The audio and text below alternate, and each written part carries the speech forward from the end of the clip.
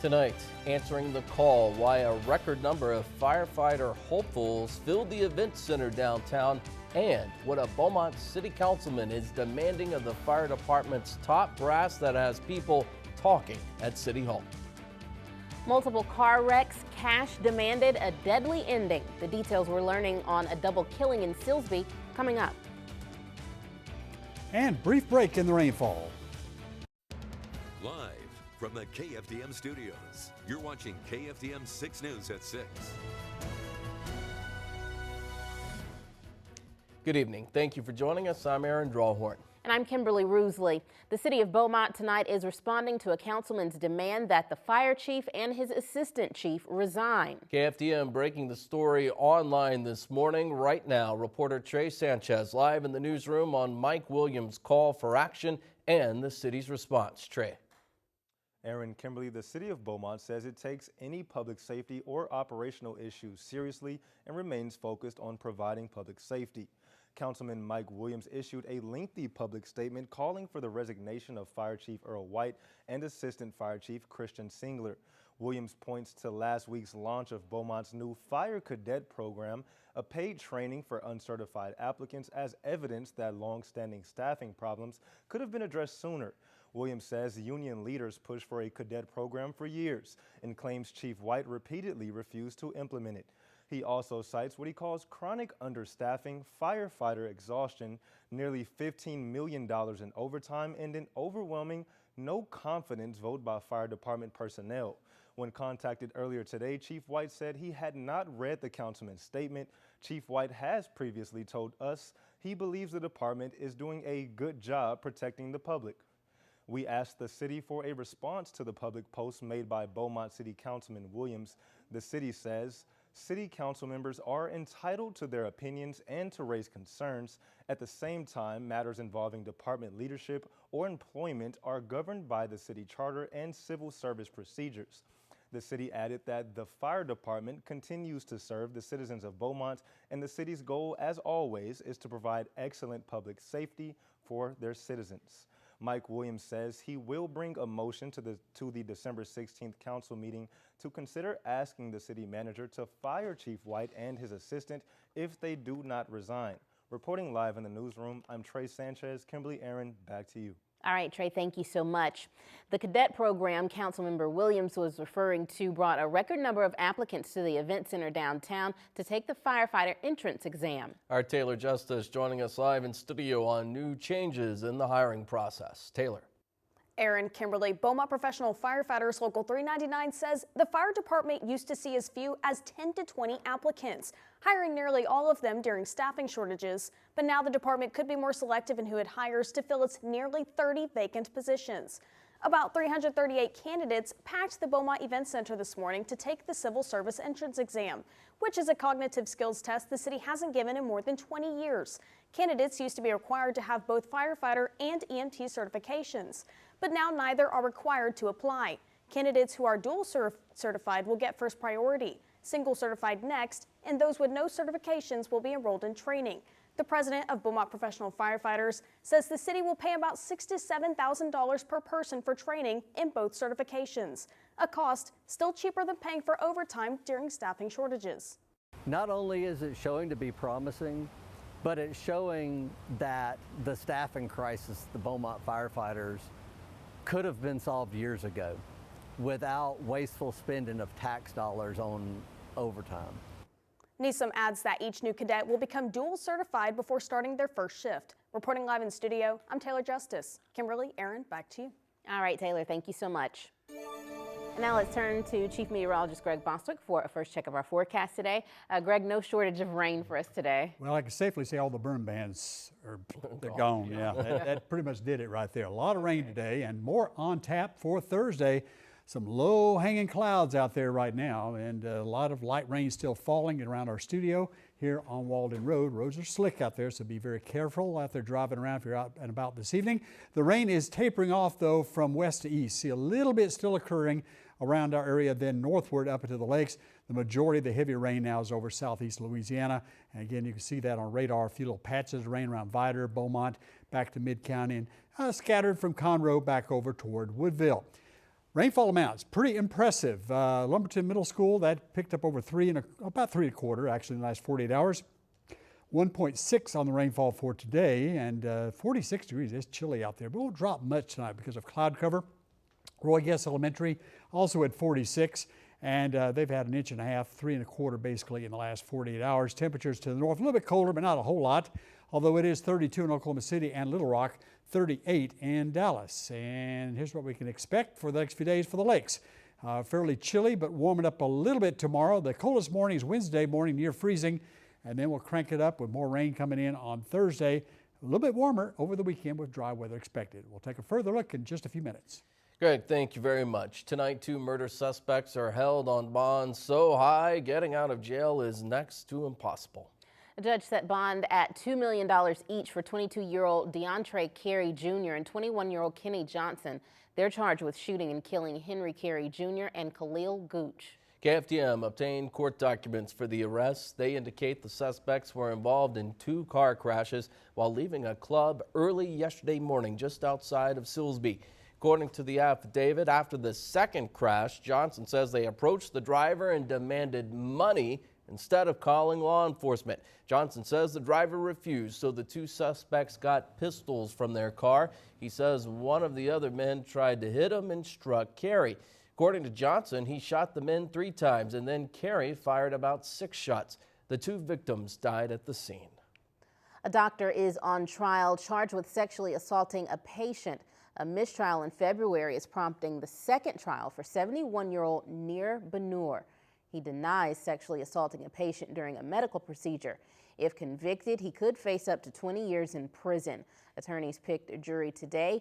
Testimony is set to begin tomorrow. Caught in the act, deputies stopped a burglary in progress at a business in Buna, forcing the accused criminal to come out and surrender. According to the Jasper County Sheriff's Office, the break-in happened around 10 a.m. today at the Stimmett's Feed Store on Business 96, just west of Highway 62. Inside, 35-year-old Christopher Hand of Buna. Deputies were called after the victim heard someone inside the building and then saw a strange white truck outside. Hand emerged once deputies got on the patrol vehicle's PA system. Inside, investigators found tools staged, ready to be stolen. Hand was handcuffed and hauled off to jail. He's charged with burglary of a building. Early voting now underway in Port Neches for a special election with a pair of seats up for grabs. Early voting started today at Port Neches City Hall. You can cast your ballots early through Friday from 8 a.m. to 5 p.m. and next Monday and Tuesday from 7 a.m. to 7 p.m. The election is Saturday, December 13th. Chamber President Terry Schwartner and former council member Robert Arnold are running for mayor after the longtime mayor Glenn Johnson died in October. And voters will decide between local business owner Trace Hammond and former police chief Paul Lemoyne for City Council Place 4. Generations of Texans get Friday football fever every year. Win or lose, communities support their teams under the Friday night lights. But financial backing can be a coin toss. These are some recent examples from across the state. In the red here, a number of stadium or athletic bond referendums failed this year in Texas school districts, and you see a few passed. But in the Port Arthur ISD, voters have been supportive of investing in athletics facilities. Voters approved a $78 million new stadium complex in May with a 59 to 41% margin. The current stadium was built in the 40s, and obviously we've had modifications to that. However, to get a brand new stadium complex that our community, the community that's here now, can watch from ground up, our kids, our students can watch it being built from ground up, is totally exciting. PAISD Superintendent Dr. Mark Portery expects the new stadium to open sometime in 2029. Its location to be determined, but somewhere along Memorial Boulevard. As KFDM exclusively reported last week, the district hired a renowned firm, Stantec, to design the new facility. Its portfolio includes everything from Wrigley Field to major high school athletic complexes in Texas. Port Arthur ISD also has something unique to this area. It's a $4.2 million covered pavilion at Memorial High School. It is used for practice to protect athletes from the Southeast Texas elements. The school district paid for the pavilion through residual bond money, and they call it an investment in current and future athletes. Well, it has all the restrictions on heat during the summertime and early season of football season, so it lets us get away from that as well to try to protect the kids. Our athletes love it. It gives us the edge for our athletes to be able to perform at any weather, at any time of the day. No matter how hot it is, it provides a shelter for us to be protected from lightning and any type of weather that we encounter here in Port Arthur. We're told multi-purpose sports pavilions just like this one at Memorial High School are something other school districts in Texas are looking at investing in the coming years. The reason? The University Interscholastic League's new policies on combating heat stress. By the way, Memorial takes on Barbers Hill this Saturday for the regional championship. Go Titans, and best of luck to all of our Southeast Texas high school teams in the playoffs. If you have a story involving public money that you think we'd be interested in, let us hear from you. Drop me an email, or you can find me on Facebook. Follow me on facebook.com/Anchor Aaron. All right, now, Greg, you're having a preview of our full weather forecast, which includes some more rain. More rain. Thursday looks like it's moving in, so if you haven't gotten enough, and I can't imagine that's the case, but there is more on the way. Also coming up, buried alive, a young girl trapped in sand, how she got out, and details on the Thanksgiving Day rescue right outside of Houston. Meteorologist Greg Bostwick, the Weather Authority. Well, finally, we've had that good soaking rain we've been wanting. It's been so dry over the last few months, pretty much taking care of that now. Still raining lightly here at our studios on Walden Road, looking back toward Interstate 10. So the road's a little bit slick out there. Do Good and Beaumont Tractor, your sponsors, and we've had some pretty impressive rainfall totals. For example, just north of Mauriceville, courtesy of Jeremy Sims, we've had 1 2/3 of an inch of rain, 3.5 inches of rain. Last 48 hours, that's pretty impressive. It's 46 now, down from that 47 a little bit earlier. And let's check out Nome City Hall. They outdid themselves, 4 1/4 in the last 48 hours, almost 2 inches of rain just today, and 46 degrees out there, sponsored by Doe Gaze and Market Basket. The rain is moving slowly on out. Some breaks in the clouds offshore, and now showing up out to our west toward Austin. A trend we're going to see. Decrease in clouds expected coming up by tomorrow morning. Still a few stray showers coming on through Beaumont over into Orange County, southward down to west of Port Arthur. Some light showers up in the lakes as well around Livingston, and then back to the northeast toward Lake Sam Rayburn. So this will continue for another couple hours, and there it goes off to the east, reaching the Sabine River by 11 o'clock, and we're done after that.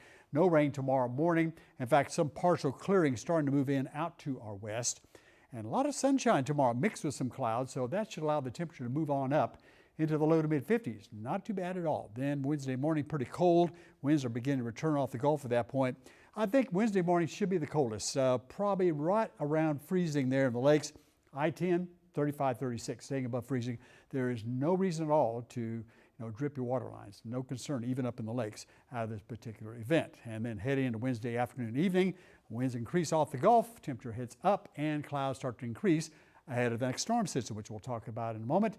Right around freezing over East Texas, back up to the north, Little Rock at 27, 50 down toward Brownsville. Nice recovery tomorrow, some sun busting through in the low 50s, 40s retreating off to our northeast toward the Tennessee Valley. Storm system coming through right now, and once it passes to our east, the flow will become more northwesterly in the mid-levels. That'll clear us out.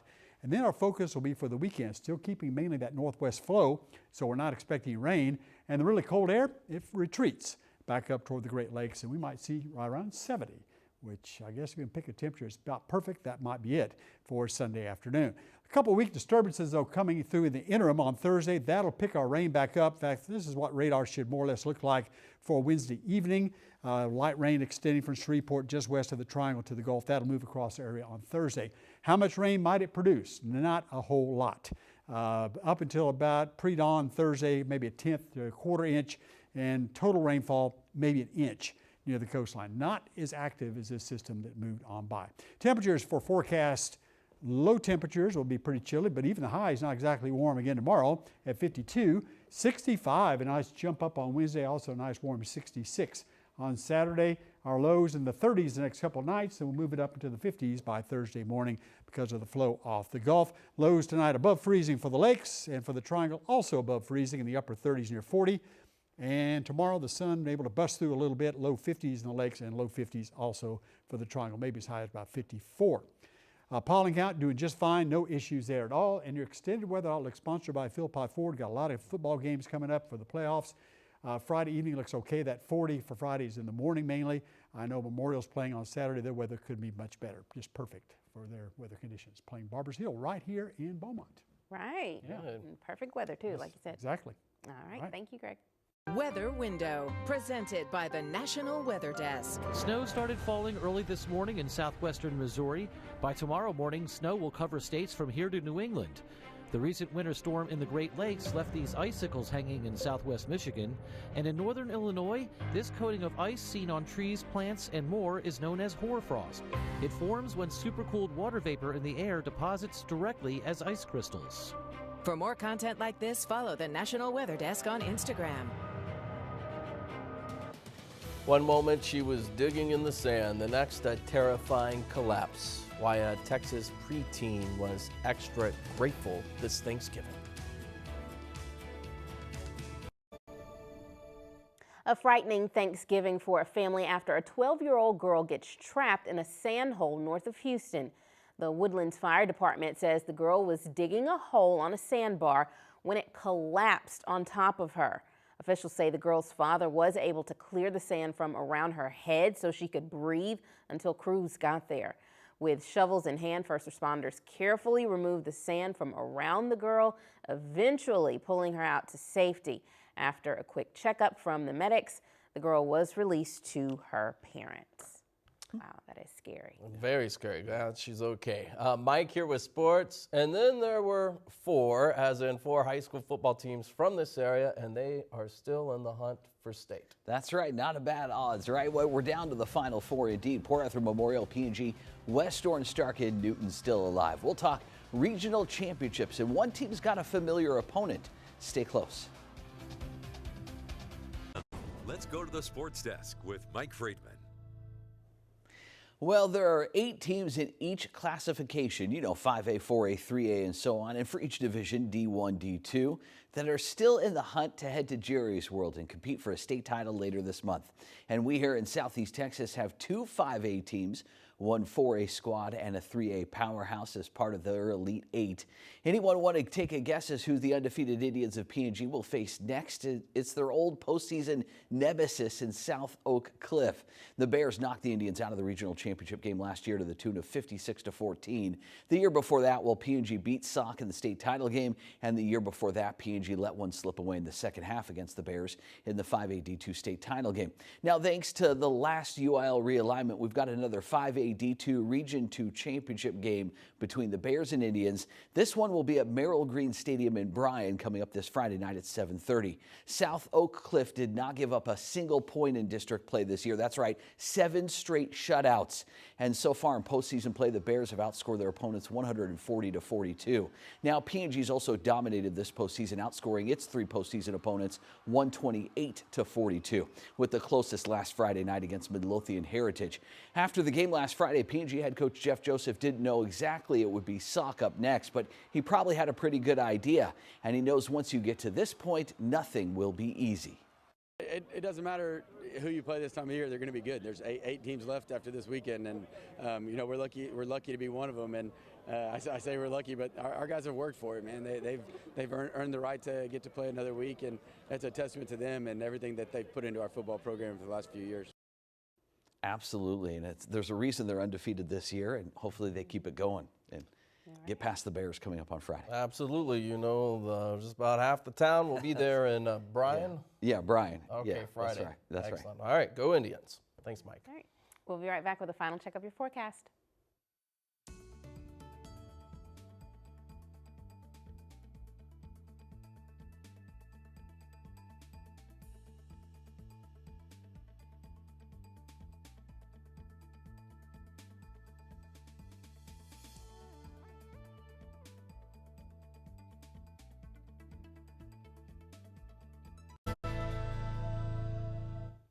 Well, we're getting kind of a break here in the rain. Later on tonight, it's all moving out, at least for now, because it doesn't stay away for long. As you get to probably Thursday, a very good solid chance of rain. That Friday rain is in the morning mainly, so I think we're okay for any of the football games there. Certainly Saturday here in Beaumont with Memorial and Barbers Hill. Yeah. Weather looks great for that.